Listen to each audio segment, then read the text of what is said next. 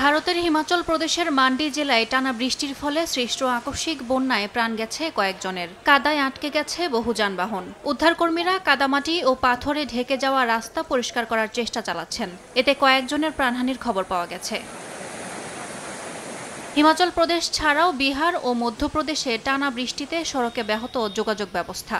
বিহারের গার্দানিবাগ হাসপাতাল সহ বেশ কয়েকটি সরকারি স্থাপনা পানিতে তলিয়ে গেছে। রোগী ও স্বজনরা পানির মধ্যে হেঁটে হাসপাতালে পৌঁছাতে বাধ্য হচ্ছেন।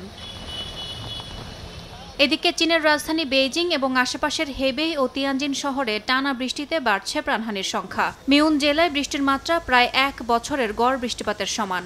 সড়ক ও বিদ্যুৎ যোগাযোগ সম্পূর্ণ বিচ্ছিন্ন।